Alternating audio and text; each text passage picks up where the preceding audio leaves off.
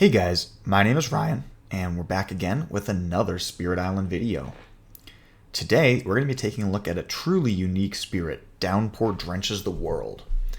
When you grab this spirit, the first thing that you're going to notice is these ridiculous looking presence tracks.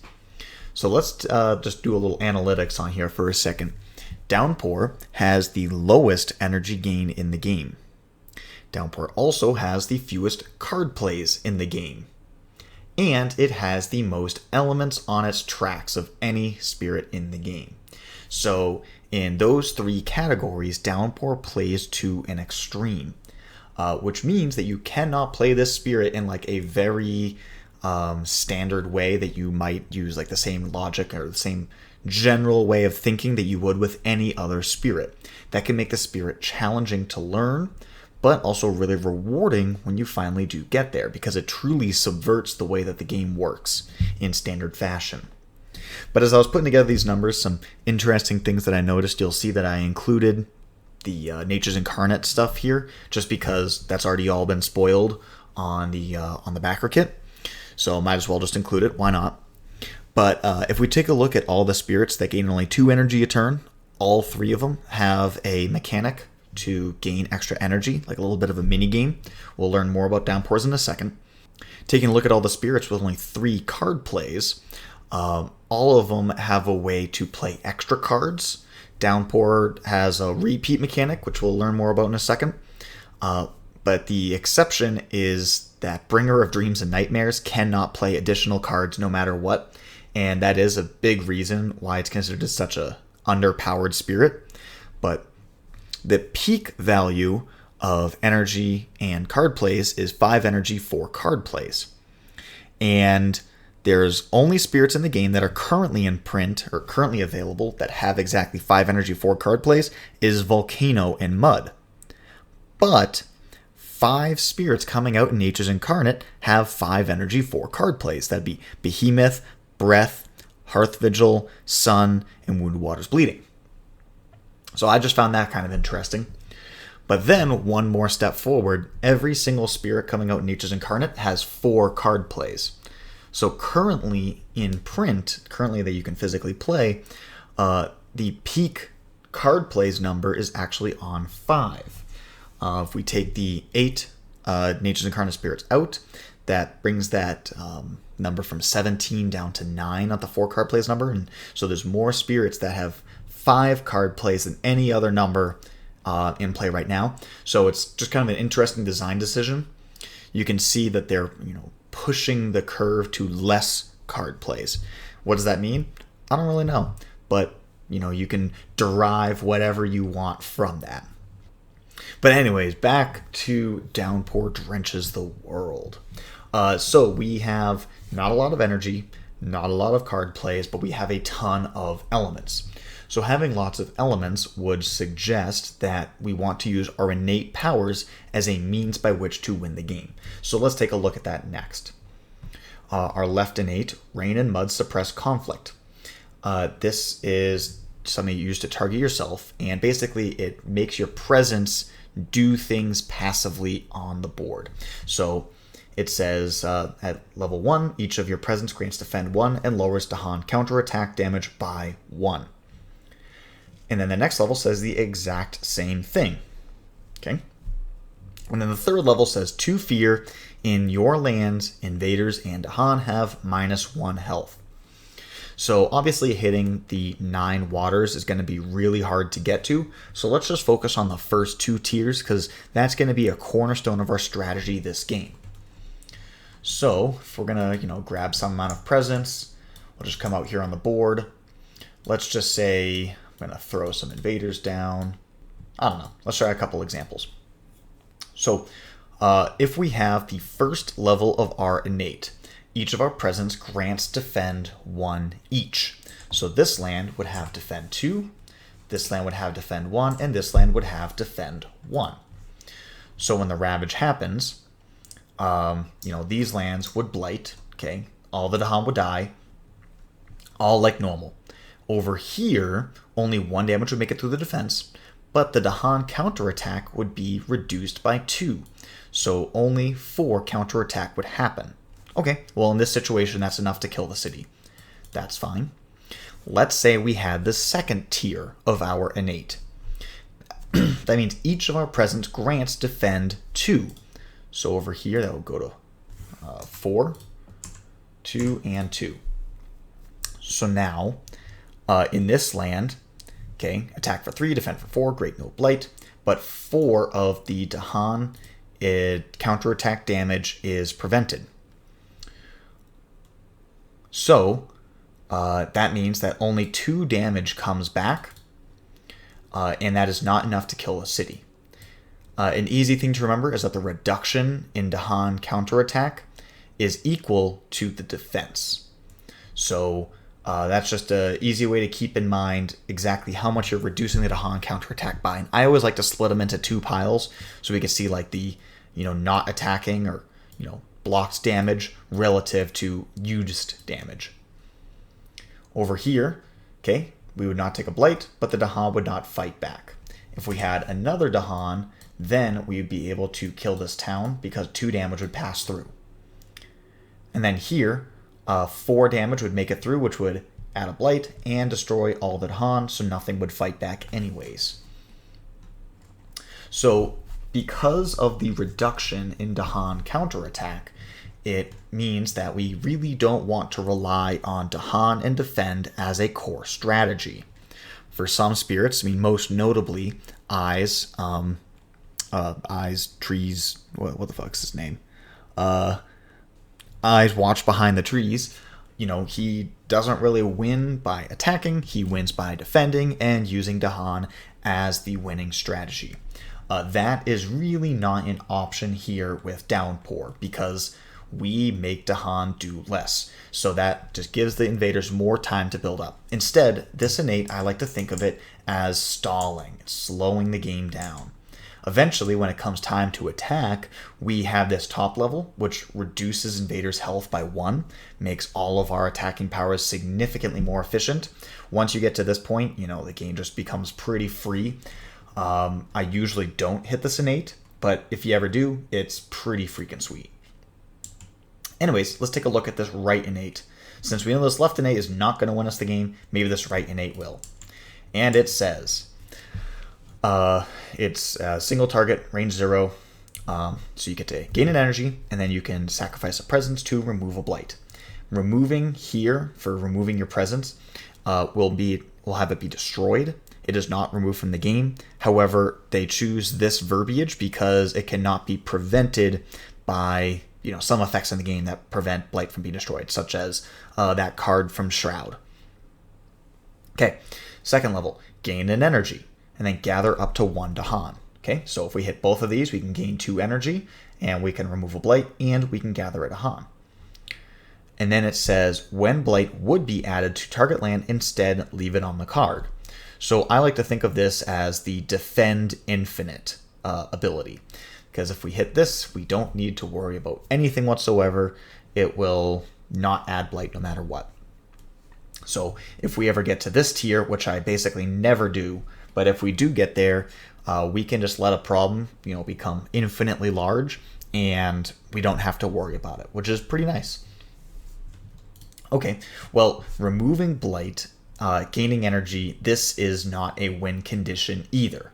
So we're really good at using our innates because of all our elements, and our innates will not make us win the game.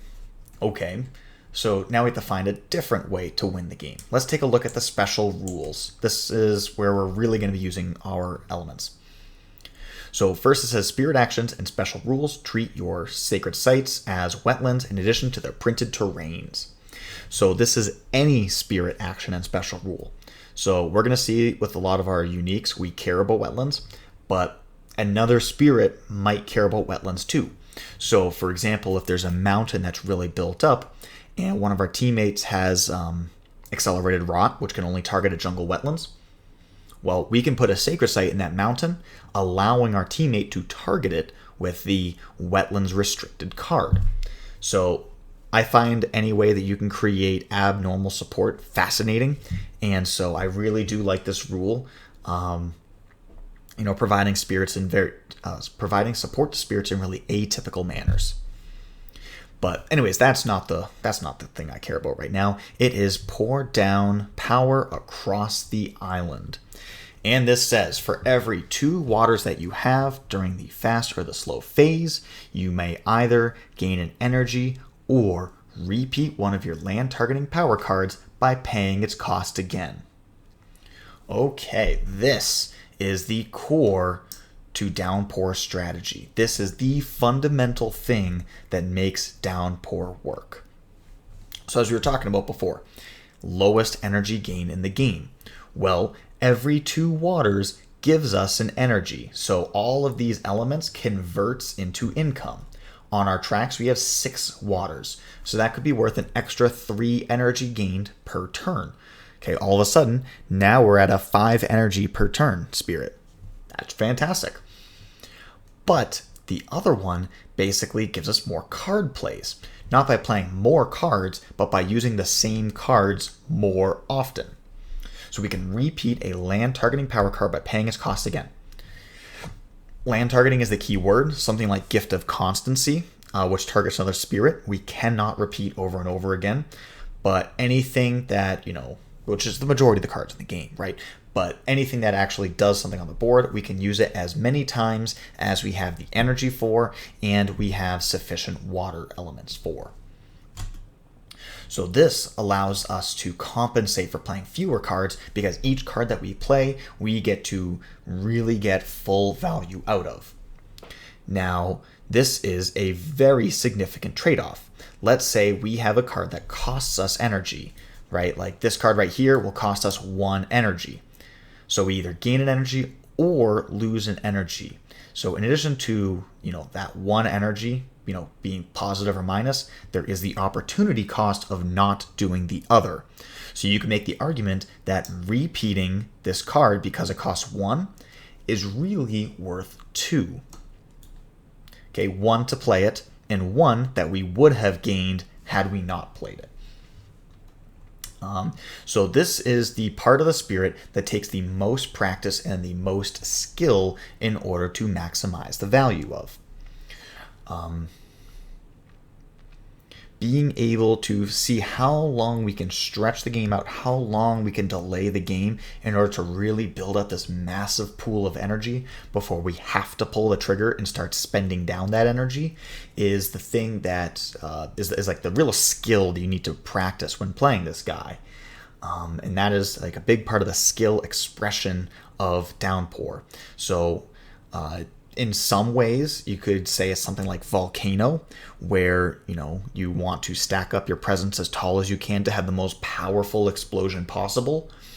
But, obviously, besides that little nuance, everything else is different in the spirits. But there's some amount of letting the invaders build up such that you can knock them down more powerfully. Anyways, let's take a look at the growths in order to round out the panel. So first we have a pretty standard reclaim, gain a card, move a presence, right? This is, it's pretty standard things that we see on many spirits. Over here we have gain a power card, add a presence, and gain an energy. Okay, a pretty common trio. But the one that's very different here is growth 2. So we get to add 2 presence, both at range 2. Yeah, that's nice. So you can drop a sacred site somewhere. We gain 2 water elements. That's great because that gives us straight up 1 energy or a full repeat. But we also have to discard 2 power cards. Now, it's important to see the difference between this way that discard 2 power cards is written versus, something like, Sharp Fang's Reclaim, where because Sharp Fang's Reclaim costs an energy, and if you can't pay the energy, you cannot reclaim. With Downpour, the discard 2 power cards is an effect, not a cost. So let's say that we're in a situation where we have 1 or 0 cards in hand. Well, we can still do this growth option. And there are times where it might not be a bad idea. I don't know, let's say we're here, something like this. We have no cards in hand. We have all this stuff out. We could still choose to take 2 water elements and add 2 waters, or add 2 presence to the board. We can't play any cards this turn, but the interesting thing with Downpour is that we have so many elements here. In this situation, we actually hit our defensive innate. So there is a very interesting build where you just like discard your whole hand super fast and you just rip out all of these presents that I have here, just because you get the automatic 2 defense. And so you really sacrifice the early game. You do literally nothing at the early game, and you just stack up tons and tons of energy, and then you finally reclaim, gain a major, and then just slam it down. It's not the standard build, and it's not the one that I'm going to be showing today, but it is a really fun build if you want to goof around a little bit. But yeah, so this is a legal play, right? Don't discard anything because we don't have any cards in hand. It's not a cost, it's an effect. Gain the energy, add the presence, and go from there. So it is something I really like to do if, we're in like a really strong winning position, like on the board, but we don't have a lot of energy. Sometimes I like to think of it just like an eco turn, where you just kind of throw down some presents. You don't have to spend any energy. You get to, get the extra energy from here. You hit your 2 energy for the turn, and, you can jump up pretty quick. All right, so let's take a look at our starting cards. So first we have Dark Skies, Lose a Stinging Rain. So this one has to be targeted from a wetland. So remember that anytime we have a sacred site, it is a wetland. So if we're on some boards, I think like board F has really shitty wetland locations, we can create a sacred site on the other side of the island, and we can still use this pretty much freely. And this lets us isolate a land, push and explore, and 2 Dahan. Okay, this is fantastic against basically every adversary in the game. Normally, someone like England, Explorer controls really weak because of the 2 adjacent buildings, allows them to build regardless. This card prevents the England build, and this card is a core part of your strategy in order to take down the England matchup. Similarly, Habsburg does kind of the same thing. And Scotland as well on the coast. So this is a really important way to create an advantage against those more resilient adversaries. Okay. Then we have Unbearable Deluge. So fear, push 2 Dahan, and defend 3. So this pushes out Dahan, and it's required, right? It doesn't say push up 2, it says you must push 2 and defend 3. So this is kind of similar to that teeth defense, where you're defended and you get a little bit of fear, but because you have to push the Dahan out, you will not be able to utilize the Dahan to gain an advantage. Okay, it's just a stalling card. So this has great elements for us, has all of our defensive elements, and it's a great defensive card, but this is one of those cards that you're going to play in the early game, and then you're going to stop playing in the mid game, because all it does is kind of kill time. It doesn't actually help you win the game, which, if you've played a lot of Vital Strength of the Earth, you know that you can stall the game out forever, but eventually you have to actually try to win, or else you're going to lose the invader deck. But great tool in the early game, cost 0, so it's really efficient, really effective. Also should add that the wetlands will be isolated, so sometimes you don't even care about the defense or the push or whatever, but you just want to use the isolation. Once again, it's against your Englands, your Scotlands, Habsburg, so forth. So this does that same thing. Okay. Foundation Sink into Mud. So this does 2 damage to a town, and then if the land is a wetland, once again our sacred sites can make anything a wetland, you instead deal 1 damage to every building. Finally, we have a win condition. This is how we can actually use our starting hand to win the game. So we can see that we have all of these stalling cards that really slow the game down, just kind of do a whole lot of nothing, and while their invaders are going, they're building up, they're building up, they're building up. Letting the invaders get, infinitely large is actually totally cool for us, because when you deal 1 damage to everything, you don't care how many towns there are. It only takes, 1 single repeat to kill every single town in a land. So this card is insane. Now, we'll notice that none of these cards and none of our abilities, and this card as well, do not actually push towns. So a great way to support this spirit is to have any amount of town push. So like Finder can put everything into one land. River has a lot of town pushes, or other spirits that can push towns and basically collect everything into a single land such that Downpour can destroy it all very efficiently, is an amazing synergy with this spirit. So Foundation Sink in the Mud is absolutely our win condition. But we also have one of the best support cards in the game in the form of Gift of Abundance. So it says target spirit can either gain 2 energy or can repeat a power card by paying its cost. What's important to note here is that this one says any power card. It doesn't say a land targeting power card is any power card. So in solo, you could like Gift of Abundance, and then Gift of Abundance, and then Gift of Abundance, and then Gift of Abundance, and just like keep on targeting yourself. I mean, it doesn't really gain you much of anything, but like you can. It does, at the bottom half, says that you can bring a destroyed presence back onto the island. So like if you really needed to, you could bring all your presents back. It kind of feels like cheating to me, so it's generally not something that I do in solo. But, you know, desperate times call for desperate measures. But yes, the bottom part does say that you or target spirit may add a destroyed presence to a wetlands where you have presence. So 9 times out of 10, I'm taking this myself because we destroy our own presence to remove blight. It also is the only way to get that plant. So once we pick up this plant element here, it lets us sacrifice a presence to remove a blight and then bring that presence right back onto the island. So that way we don't take a net loss. There are some spirits that actively sacrifice their own presence, such as Green. So Green certainly appreciates being able to get their presence back, and Volcano. The key thing with Volcano is that they can only add their presence to a mountain. And this brings it back to a wetlands. So we need to have a sacred site in a mountains in order for Volcano to get their presence back. Otherwise, they will not be allowed to do so. So as long as you have that little bit of setup, you can certainly help Volcano restack themselves, you know, twice as fast. But, you know, it just takes a little setup for us. Not a big deal, but something that you just got to keep in mind.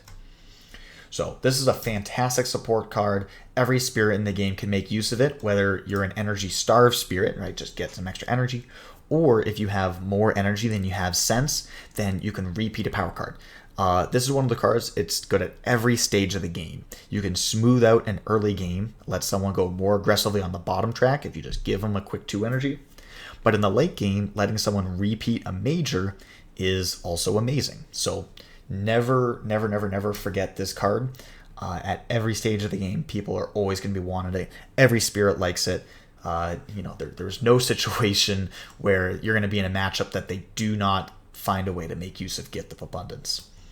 So these 2 cards here are the ones that I'm more likely to forget for majors over the course of the game, because these are stalling out, and there's going to be a certain point where we have to stop dicking around. We have to actually like win the game. We have to actually make forward progress, and these cards don't do forward progress, whereas these 2 cards do forward progress.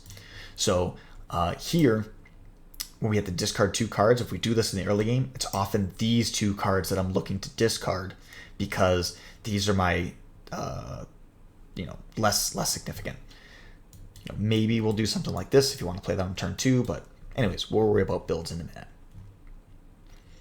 So like I was saying, what spirits do we want to pair up with? We can happily pair up with any spirit in the game, whether it's someone like Finder, who can set everything up really efficiently for us to win, or if it's something, you know, like Keeper, where they're going to have so much energy, we can give them the repeats such that they can, you know, just go way over the top and win the game. Every spirit can absolutely make use of this. Oh yeah, Vengeance is another one that loses a lot of presence and really likes to get his presence back through us, so that way he doesn't just lose the game by accident. But yeah, how about the matchups? Well, Downpour really doesn't have any bad matchups. The 2 worst matchups in the game is going to be England and Russia.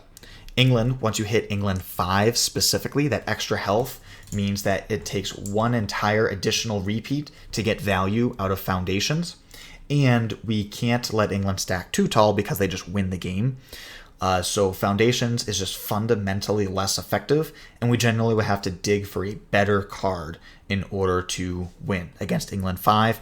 And then certainly England 6 is going to be doing all that extra building as we're kind of just kicking the can around, not producing fear, just trying to scale up. England will be accelerating to a win very, very quickly.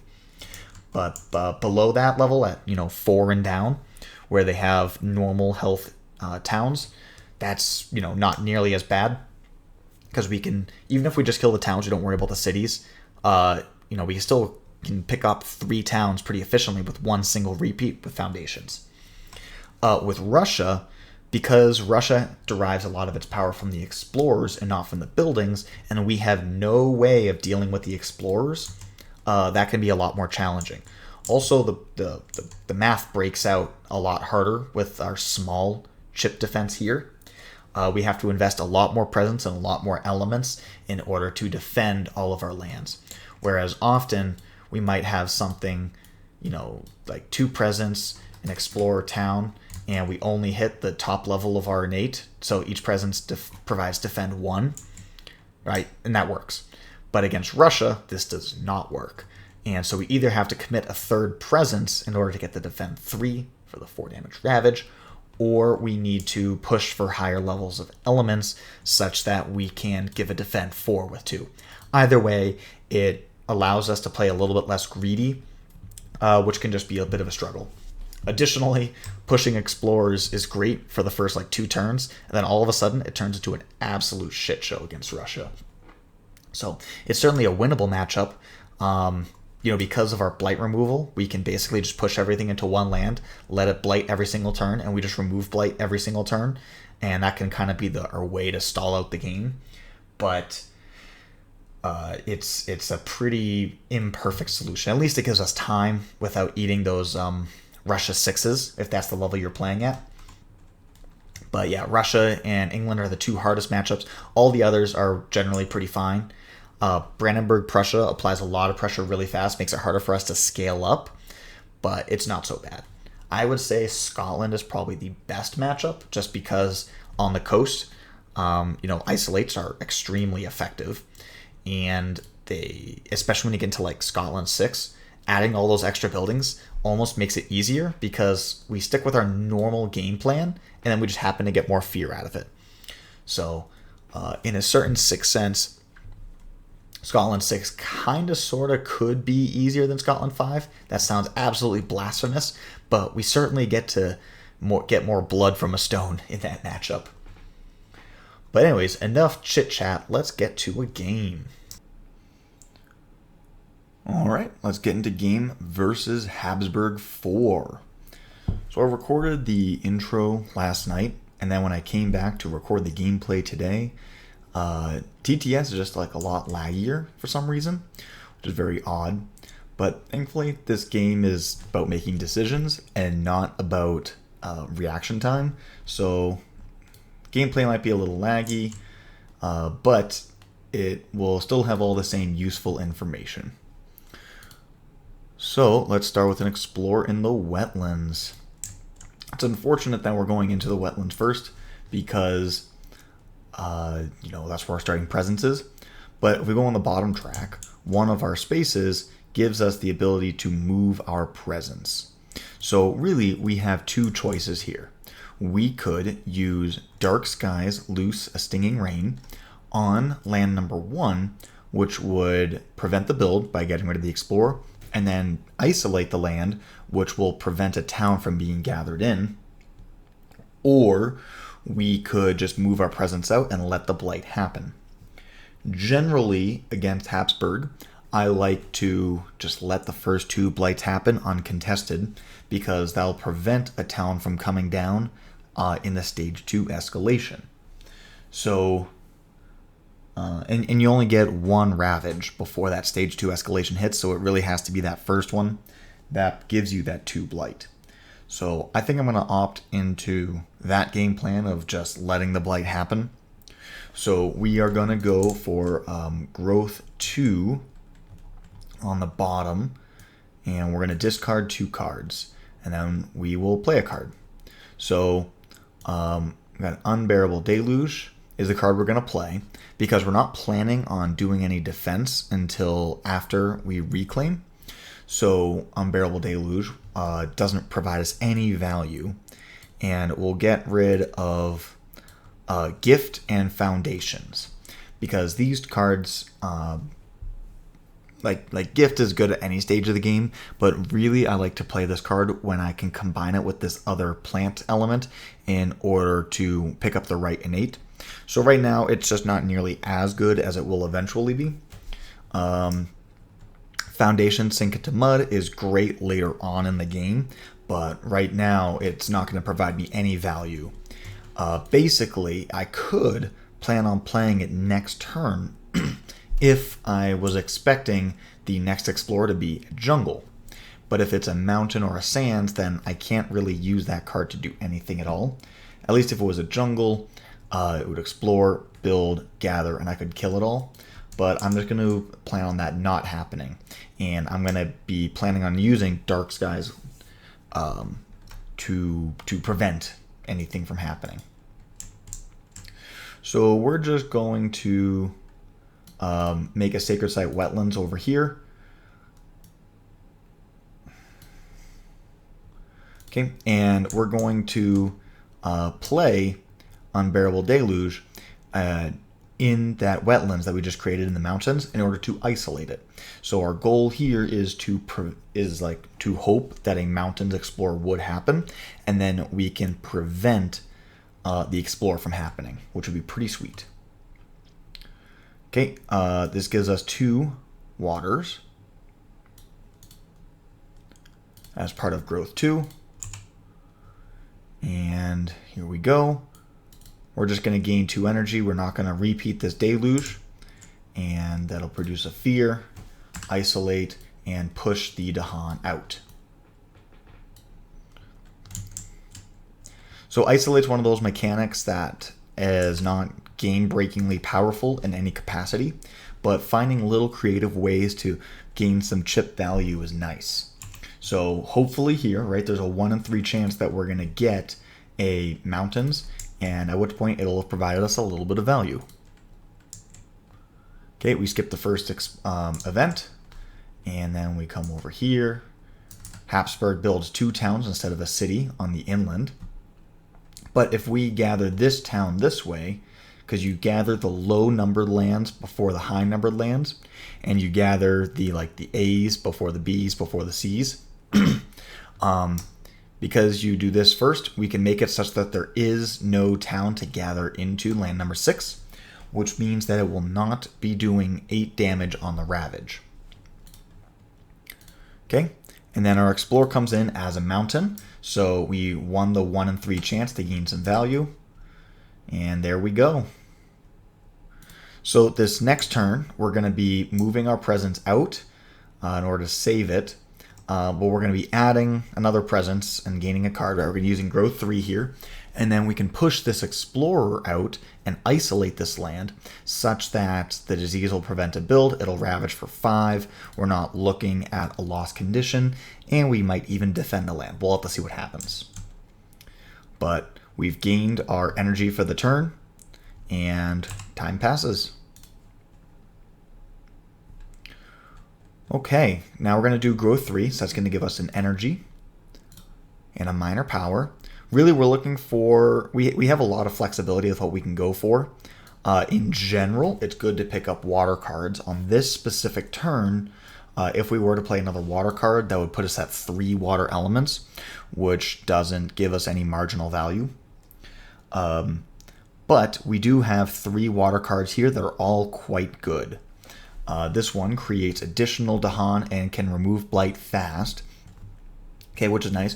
One of the things with Cycles of Time and Tide, we very well could just eat the Blight here on land number 1, and then remove the Blight in order to just let this Mountains Blight uncontested on the future turn. So that way we can go a little bit longer without having to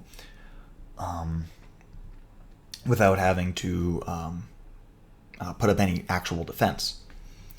Call of Dahan Ways will let us transform a town into a Dahan Now it's only going to be able to target the jungles and the sands because this wetlands one is going to be killed. But that is a really nice effect to have since we have this other moon right here from Dark Skies. We know that we're going to be doing a Habsburg level 2, which means that we will be adding a town. So we can actually pretty much guarantee an effective hit because we can just plant the town right here on land number 3 and transform that over. So this one right now is what I'm leaning towards. And then Blood Draws Predators. When you kill something, add a beast and do extra damage. I think this one's just not going to cut it. Our playstyle, like I really like this card when you can trigger it all the time and you can just get tons of beasts all over the place. But that's not what we're going to be doing. We tend to do all of our killing in one big burst, at which point we get an extra, 1 damage from blood draws. It's not very exciting. So I think I'm going to do Call of the Hanways. And no matter what card comes up, we're going to be able to get value by targeting land number 3. Because even if it's the coastal card, we can turn the Explorer into a town. But if it's any of the terrains with the escalation, we can put the escalation town here as well, and we can pick that up. So we're going to use our presence movement off of our bottom track here. And we will play Call It Hanways. And this presence will go into this jungle such that it becomes a wetland, which allows us to use Dark Skies. Okay, so in the fast phase, we'll use Dark Skies here to isolate out land number 2.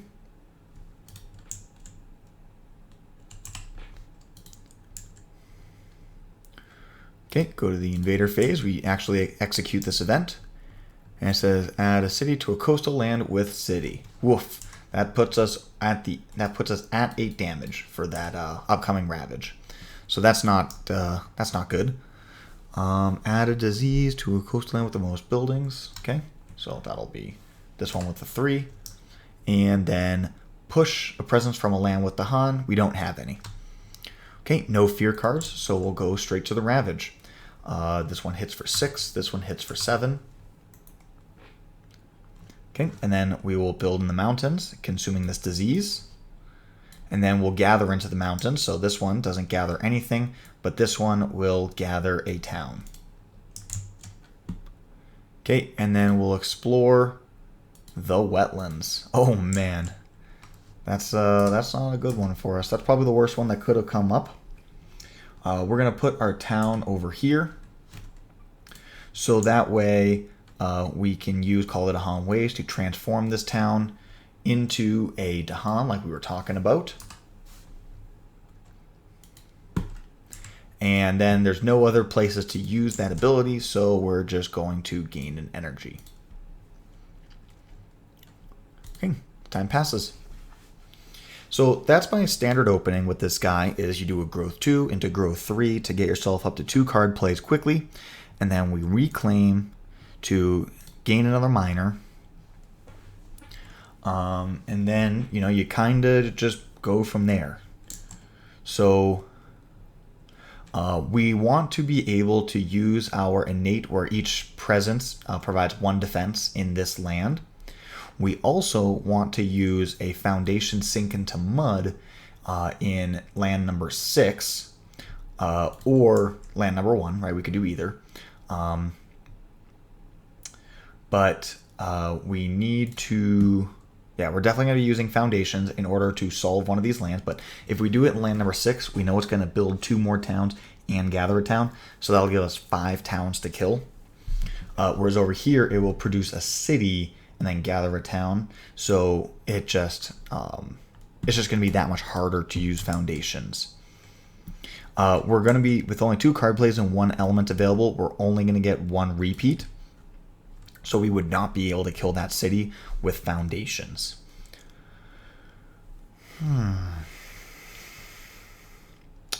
So in order to get my defense in land number 7, we need to have a wind plus a water. So we have 3 wind water cards here. None of them up here that are available to us. So I'm not going to worry about that up here. I am going to pick up this Choke Fungus. It's a really good card for us because that Badlands works out great with this Foundations. It solves that problem like we were just looking at over here, where we're going to be one repeat short, and that's going to let a city survive. So had we, because like, so if we could use this card right here before we do our repeated Foundations, we would be able to destroy the city. However, the reason we're not going to do that this turn is because this presence has to jump over. We get a presence 2 move. We can move 2 spaces during reclaim, and we need to keep 2 presence here for that defense 1. So therefore, this is the movement that we have to make. Which means there's no sacred site adjacent to land number 1. Still going to take the card. It's still good, but it's just not what we're going to be using this next turn. And then we're going to want to use Unbearable Deluge with some repeats. Because we're going to be eating a loss condition in land number 2, we can't afford to take another loss condition or else we'll just lose. So we'll play really any other card in order to do that. Perhaps a Gift of Abundance. Because I don't see any place where we can gain value from Dark Skies. Although I guess we could Dark Skies here, maybe push the Explorer back to land number 2 and prevent the Gather. No, it's still going to hit for 9. So it doesn't change the status of being a lost condition. Okay, let's think about this for a second. So if we do nothing, 4, 5, 6, 7, 10 because of the city, 11, 12 because of the Gather. Give me hitting for 12. So Unbearable Deluge will give us 3 per iteration. And we would have 4 waters, 5, 6 waters, so we could have 9, 10, 11. Yeah, I mean, we can use all our repeats next turn with Unbearable Deluge, and we'll be able to protect ourselves, so that's fine. Okay, so yeah, I think we'll just go for Gift of Abundance. Just use it for the eco. Okay. And we'll do this. So Gift of Abundance, we'll target ourselves, gain 2 energy. And there's no destroyed presence to bring back. Okay, go to the Invader phase.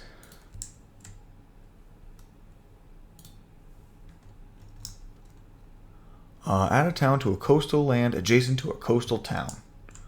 Okay, well, we're definitely going to put this in the sands. Just keep it, out of the way of the rest of the activity. Beast kill explorers, added a Han to a land with the Han, no blight, no disease. All right, let's load up this coast some more. Okay, we're going to ravage in the mountains. That'll give us a loss condition, and we'll flip. Okay, so this will make us destroy presence if we have 3 or more power cards in play, or have a card costing 4 or more energy. Funnily enough, we're largely immune to this because we tend to play only 2 cards, and it's going to be a while before we start playing majors, and maybe we just choose to play a major that costs 3. Because of the nature of our repeats, we really don't care about this event at all, or this blight card at all. So this is actually the best card that we could have possibly pulled here. So that's nice. This is protected. I guess I didn't explicitly say it earlier, but we have the left innate where each of our presence provides defend 1. So yeah, we do that up here, and we are protected. Okay, then over here we'll get a city, 2 towns, and then gather some buildings.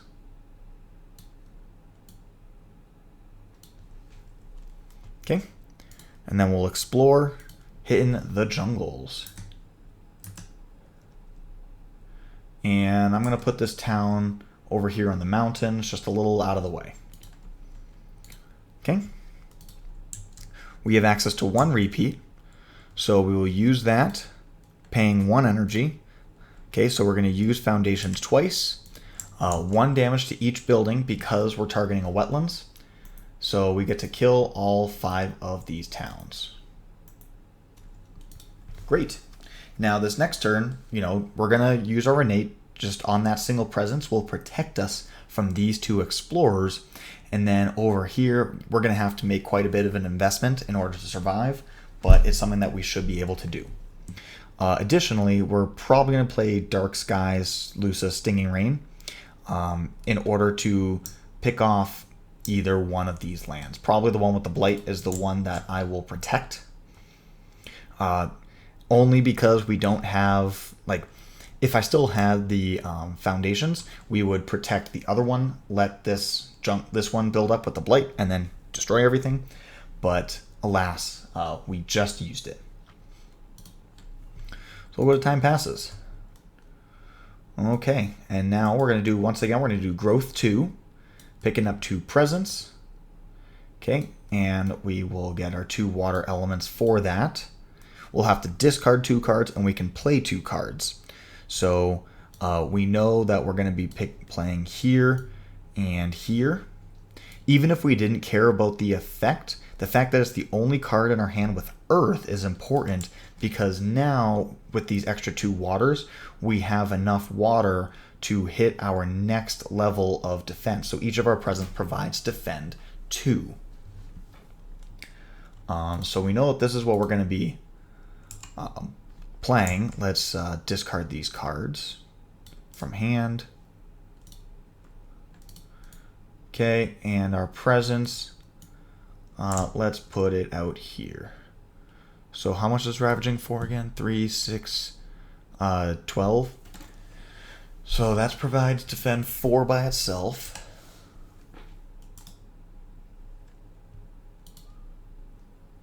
Okay, 3.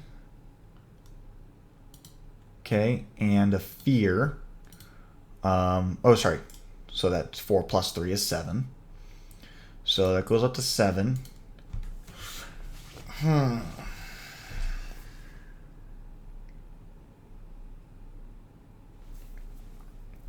That's after 1 use. And we can go... We have 3 repeats available to us.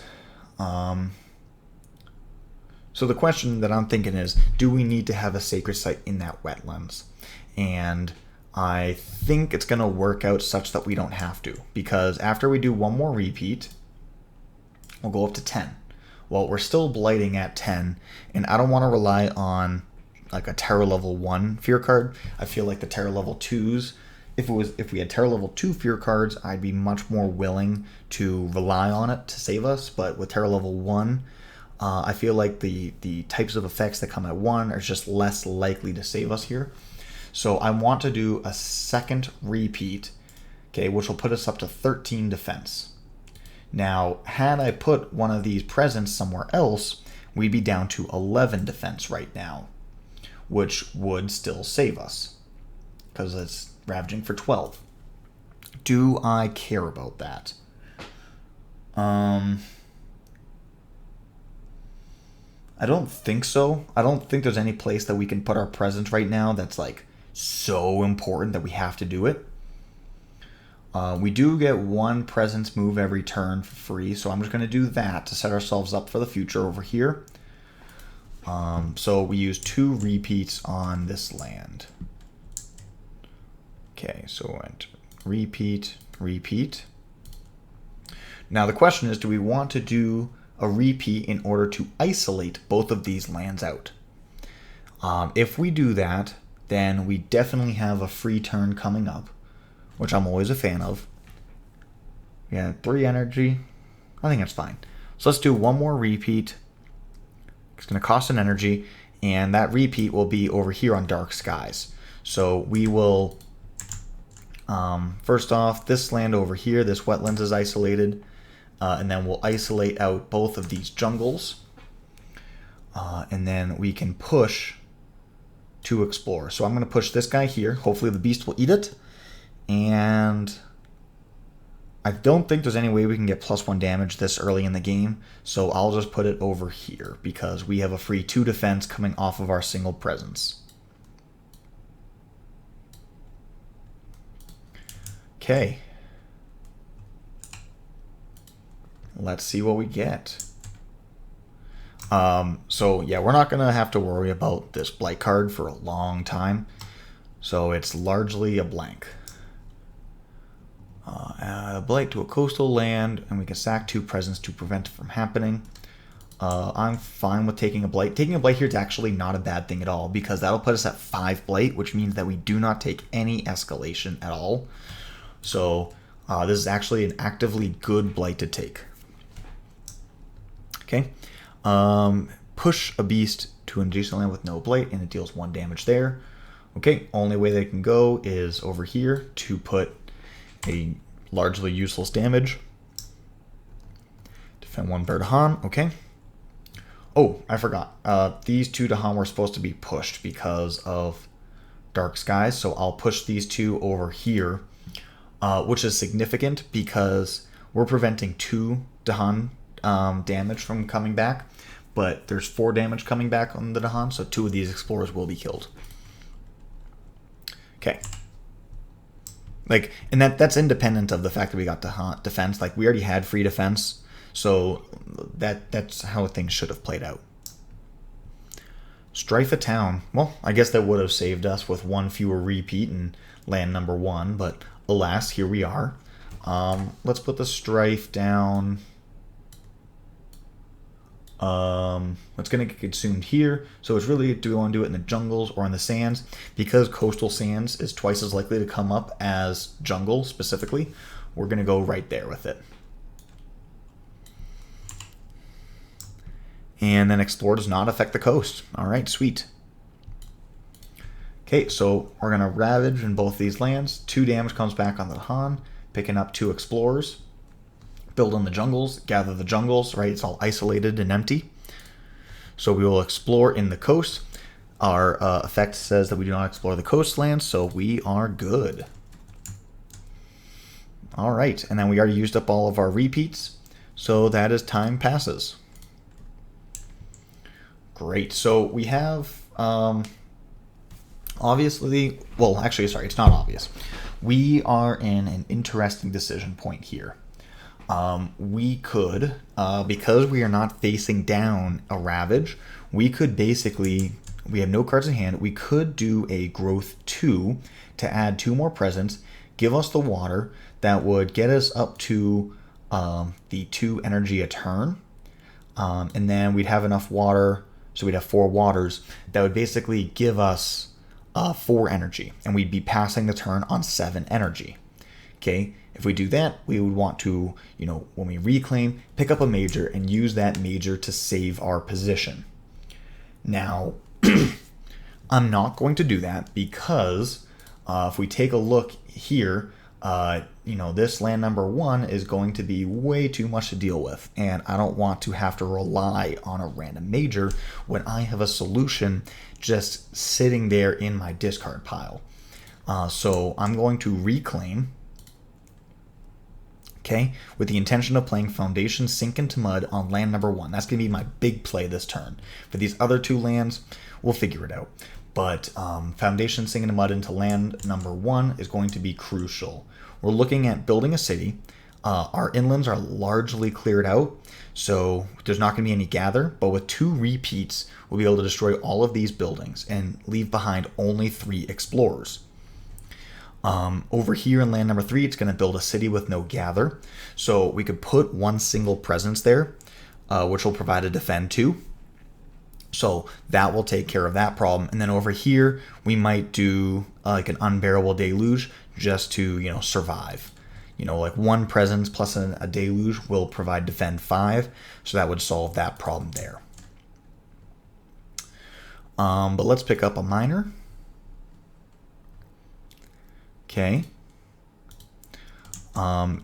Normally, Gift of Constancy is an incredible card. It's actually quite weak on Downpour for 2 reasons, and this is both in solo and multiplayer. Well, first off, we don't get a lot of card plays, and Gift of Constancy is great, but it makes you sacrifice a card play. Are we willing to lose 50% of our range of available actions in order to do what? Like to reclaim the other card? Really, we're not. And then also our repeat can only be used on a land targeting ability, which means that Gift of Constancy cannot be repeated. So it's not great in multiplayer either for that reason. It's also completely off element. Now, the other cards that we have here are pretty interesting. We have a Defend 5. We have a Defend 2, but it's perfect elements, and it can move around some Dahan in certain situations.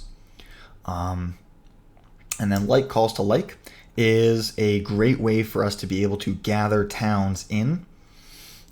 So that way, we can more efficiently destroy buildings with our foundations sink into mud. In this specific situation, things are going really good for us, and there is no adjacent town to gather into land number 1, so Like Calls to Like loses a little bit of value. With that being said, I do think it's the best card here, so it is the one that I'm going to take. Okay, so now we have to decide what our other card play is going to be. And whatever we play, it has to have water. Of course, that's not a big deal. But we need to make sure it has water such that we can, get our repeats off. And I think this might actually be a good time to use Choke Fungus, because we're going to be staring down 2 cities here. So the way that 1 damage to everything interacts with Badlands is, I like to think of it as you just add the line of text, deal 1 damage underneath the card. So it would say, so if there was a Badlands there with foundations, we would say deal 1 damage to every building, and then deal 1 damage to a building, right? The restrictions are going to be the same, so we still can't hit and explore, but it's just going to deal 1 single damage. I like to include that as a different line of text. That makes more sense to me. So by combining the Badlands with foundations, we get to have the same effect on the board, but we don't have to repeat once. That allows us to gain an energy as opposed to spending an energy. So that's basically worth 2 energy to us. So this is what I'm going to play. And let's go from here. So fast power phase, we have nothing. We don't even have the left innate. I mean, actually, wait, we have this right innate. Because of the 2 plants. So we'll be able to gain an energy, and we may remove a blight by removing a presence. Now, we actively do not want to remove blight because we're at exactly 5 right now. If we were to remove a blight, we would gain an extra town off of escalation. Right now, we're taking 0. If we were to remove a blight, we'd go up to we go down to 4, which means that we would take a blight, but I will take that energy. Okay, now let's go to the invader phase. Okay, blight card doesn't do anything to us. And it only takes 1 damage to add blight. That's great, we're hitting for 0. Push things from a land with beast. And then Dahan provide defend 2. Okay, well, I'm actually going to make use of this push. I'm going to push this over into this wetlands such that it will actually gather into wetlands number 1 after the build. Since we're going to be killing all of the towns anyways, though, because we deal 1 damage to every building, there could be an infinite number of buildings there and they will still all die. So this event, in a roundabout way, solves our inland completely for us. Okay. Ravage does nothing. Okay, we build. So build, and disease. And then we'll gather this town over. And no other lands have an adjacent town that doesn't match the build card. So let's explore into the mountains. Okay, so this one we'll explore. We have 5 blights, so we do not take any towns, which means that there is no town adjacent to land number 7, and it does not explore. Great. So now we will execute the plan that we had with choke fungus and foundations. So we will use we have a sacred site, so we can add a disease and a badlands into land number 1.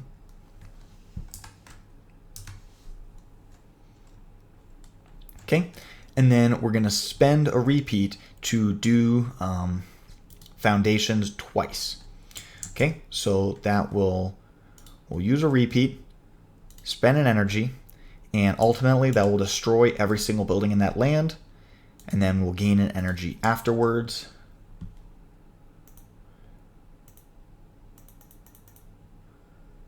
Great, we're on terror level 2, and our position here is looking fantastic. This mountain is going to be ravaging and then building, and then we're going to be in stage 3, so it very well could be exploring again. And I would say that we actually want it to explore, because we can put all of our problems into one land, we can deal with it more efficiently, which would be nice. So really we just need to clear up these 2 lands and we're going to win the game. Okay, time passes. So going into our next turn. Okay, we know we're going to want this Unbearable Deluge. Make sure that we can sufficiently defend ourselves. And then we don't have any other offensive cards. So this is definitely something we're going to want to start actively looking for as an offensive card. For this turn, I'm just looking to survive. So we're going to be discarding 2 cards, adding 2 presence, like so. We do get our free presence move during the spirit phase of every turn off of the bottom track. So I'll use that to go here. Just so that way having one more, it gives us a wetland, but also one more presence gives us more passive defense. So that's important. We get our 2 water elements from growth 2. Okay, so this is what we know we're going to do. And now I still have to decide on 2 cards to discard and then a card to play. Call the Dahan Ways is going to lose quite a bit of value because we don't have the extra moon. We already have all of our defense elements taken care of. I'm kind of thinking about playing Abundance or Calls Like to Like, just so that way we can get the extra plant in order to get the extra energy. Now that we're going into stage 3, we no longer need to worry about escalations, and so we can remove Blight and not get punished for it. So I'm considering removing Blight from land number 6. And if we were to do that, then I would probably just want to play a Gift of Abundance. So that way, we can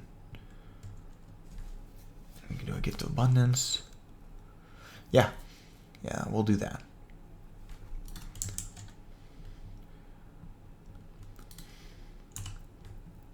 Okay, we have to discard 2 cards, and we're probably just going to be reclaiming anyways, so it really doesn't matter.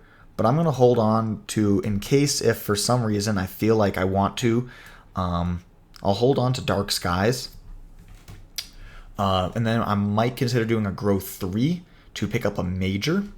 So then use the Dark Skies in order to stop, like, let's say Jungles comes up next, right? Like, I could pick off both of these Jungle Explorers with a single repeat. And then, play that major as a means to win the game. Anyways, this is what I'm going to play. So I get 2 tiers of my right Innates. That's worth 2 energy. And I can remove a Blight by removing a presence, and I can also gather a Dahan. The Gather a Dahan, so I'll do all that right here in land number 6. I like to always avoid having isolated Dahan. And then we'll remove this Blight by sacrificing this presence. Okay, and then I'll use Gift of Abundance, which will give me 2 energy. And that will let me play a destroyed presence back to wherever I have a wetlands. And remember that this mountains is a wetlands. So that's nice. And then we'll use not Unbearable Deluge. We'll use our Innate, which means all of our presence provide defend 2. So we've got some defenses out here. Over here, that's going to be a defend 4. And over here is going to be a defend 6. So without playing Unbearable Deluge, I've already got everything defended. But, let's see. Yeah. I'm going to just play it because I can. And It's also going to play around, there's events that like make things do +1 damage. Taking +1 damage in 2 or 3 is devastating here. So just to play around that corner case possibility, I'm going to use it twice. And I'm going to use it first in land number 3, and then I'm going to use it in land number 2, because each use pushes 2 Dahan. So we'll push 2 Dahan out, and then take those 2 Dahan and push them right back. Because one of these Dahan is going to be negated. Okay, the 3 Dahan that are left over will kill everything in land number 3, and will further shrink the board down to just 1 dangerous land, which is something that I'm interested in. So we'll use a repeat. Okay, so each of those iterations provides a fear. And then the Dahan gets pushed back and forth, and we will isolate. We'll take 2 energy as well. We'll isolate land number 2. This is really important because now the only 2 lands that can get explored is going to be 1 and 3. Because of this isolation, there will not be an adjacent land that provides a source of explorers. Okay, go to the invader phase. We still haven't triggered this blight card once.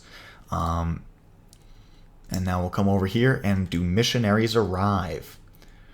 So if we were to pay the energy cost,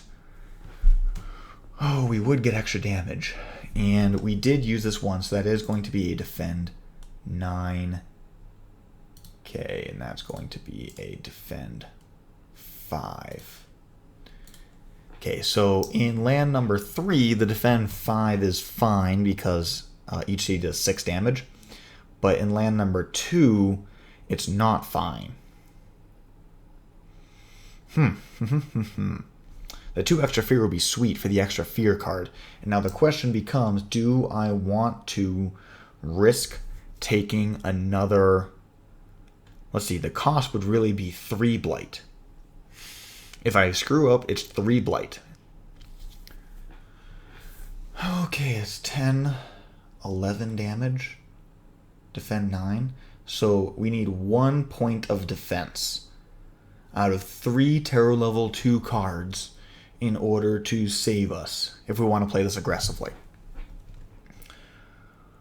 I think I'm just going to do it. So I'm just going to pay 3 energy straight out. We have plenty of it.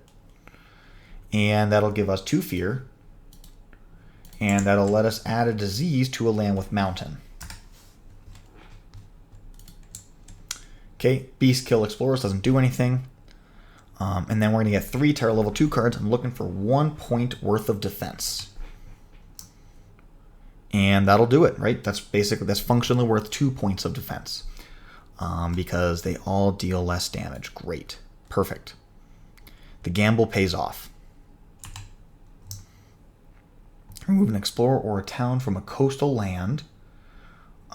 See, this also would have done it, right? This is functionally 1 point of defense if we pick off this explorer. I'll still pick this one off. It's fine, because we know that this land's about to be ravaging again, so just gaining an extra point of value for the future is nice. And actually, this can go away. 2 strikes for a single land not matching a ravaged card. Okay, well, we get to double strife an explorer. So, let's see, we'll strife out this Sands. Okay. All right, Ravage on the coast. That's defended. That's defended. And then 1 Dahan does not counterattack, but 3 of them do, which provides sufficient damage to kill all of that. Okay, build in the mountain. The disease prevents the build. And explore the jungle sands. So this sands will explore, but nothing else will because there is no adjacent source of invaders. There is no adjacent towns or cities. So therefore, we're A-okay. Okay, coming on down, we gained energy with all the stuff that we did not repeat with, so we are all done. Time passes. So Here, we could choose to grow 3 to pick up a major, or we could growth 1 to pick up a major. And I think either way, we're gaining 1 card. And the benefit of going for 3 as opposed to 1 is that we gain 1 extra energy, and we get to add a presence. That presence would be a water element. Okay. So really the question is 1 water element versus a backup plan. And I'm going to decide that, last turn we played it really aggressively because like this, I always try to pay for this one because let's say that we lost the flip on the top half and a Dahan turns into a town. It would have been devastating because in land number 3, we would not have been defended, take 3 blight. Okay, or in land number 6, all of a sudden, now our entire inland has sources for invaders, and we just start falling really far behind quickly. So I should have explained that better up front, but that's the reason why I feel like it was worth the risk, is because the payoff was just so good, and it was just so risky if we were to play the safe route. But this turn, the marginal cost is very low. Like, let's say that we whiff on a major. Well, the game's just going to keep on going, right? But we're not facing any real imminent danger. If we whiffed on a growth 3, then, life's going to get really hard for us. But whiffing on a growth 1, we can still throw down some defense, stuff like that. So we're going to reclaim, take a major, and let's see what we can do. By thresholding this, we can move a presence and then take buildings with us. So we could actually use flow like water, reach like air, take a presence and both of these cities, drag them down here, and then because we'd be bringing a presence, we'd be turning that into a wetlands by dragging the 2 cities. That works as defending the land because there's no invaders left, and then we could combine that with foundation, sink into mud, and then just kill everything. That would leave this single land here that would then build a town, which is not a big deal. So I like that quite a bit. These other choices, what do we got, right? 6 energy to remove a city and a blight. That's a little overcosted. Paralyzing Fright is a sweet card, and it's fantastic in solo. The reason I'm not going to take it is like if we had another 2 presents out with this Earth, we could threshold it and pick up the 8 fear, but with only 4 fear, it's literally half as powerful, and so that's just not something that I want right now. If all these cards were trash, I would take Paralyzing Fright and then kind of hold it in my back pocket, either go up to 3 card plays or pick up that Earth element on my track, such that I could basically just turbo fear my way to victory. And then the last one is Poison Land, and the reason why I'm not going to take this is because all the lands that I want to do stuff in are already blighted. Normally, this is a fantastic card against Habsburg because all these other damage cards that don't come with blight are very ineffective in non-blighted lands, but Poison Land, normally like adding a blight's supposed to be a negative thing, and it's supposed to be a cost, but against Habsburg specifically, it's a benefit because it takes away the extra health on the towns. So it almost kind of sort of plays out like a 14 damage ability for 3 energy, which is very nice. And obviously if you hit the threshold, then just life gets so much better. But instead of going through all that convoluted work, we get the nice, cheap, easy flow like water, and we're going to swap out. None of these cards are bad, but I'm going to get rid of Call the Dahan Ways. It doesn't produce fear, and it really has nothing to do with how we intend to win this game. The nice thing with Flow Like Water is because we have this air here, it's just a free threshold. So this is one of those cards that you always like to take on Downpour because it's cheap, it's a free threshold, and whether you take it or you give it to someone else, it's just one of those cards that always provides great value. It doesn't look super sexy, but it's always very effective. Okay. So this is what we're going to do. Okay, and just like we were talking about, we'll use flow like water, reach like air. So we'll push one of our presents to an adjacent land, bringing 2 explorers, 2 towns, 2 Dahan, 2 cities, and 2 blight all along with me. Which will really just turn into 2 cities and a blight. I am going to take this blight with me, just because if at some point, for some reason, like something comes back into this land, we can choose to ignore it and we can basically push towards fear, or we can eat the blight because we have so many blight left on the card. We can eat this blight and we don't need to worry about cascades, because that's the problem we were looking at before, is that no matter what happens, we'd be double cascading. This gives us mild insulation. Okay, and then we will continue into the event. Let's hope it's not a terrible event.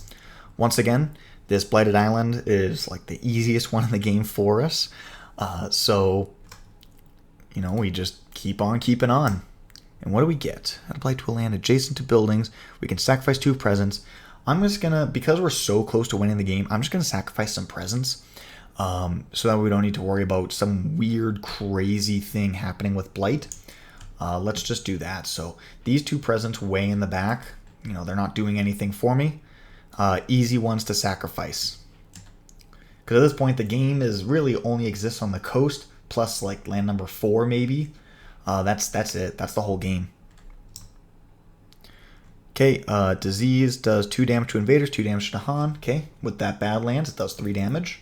So it picks up with those explorers. Defend per Dahan. Okay. And what do we get? Strife to a land with 2 invaders, 1 damage per. Okay. Oh, each invader takes damage from Strife. Sick. That'll solve that explorer for us. And I'm actually going to Strife and kill. Wait, sorry, it's 2 invaders, right? We can't pick off the explorer? Yeah.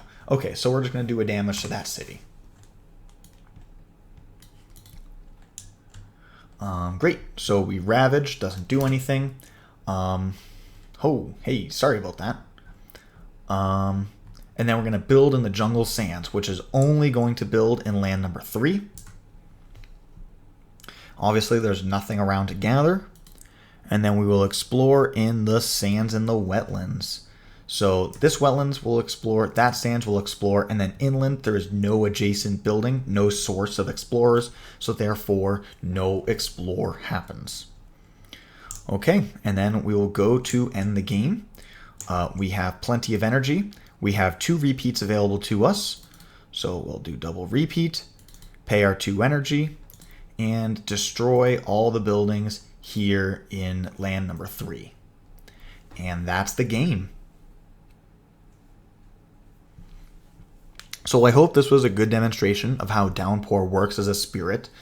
The tricky thing with this spirit, I would say, is using growth number 2 effectively, because it requires you to plan out multiple turns in advance. Because you're going to be discarding cards instead of playing them, you need to really think through not only what's happening here and now and immediate, but what's going to be happening in multiple turns in the future. What do I need? What don't I need? When playing the spirit, definitely gain as many minor powers as you can, such that you always have just a volume of cards to discard. Going for majors too early can be problematic, because then you just don't have anything to discard in your growth 2s, and your growth patterns become worse.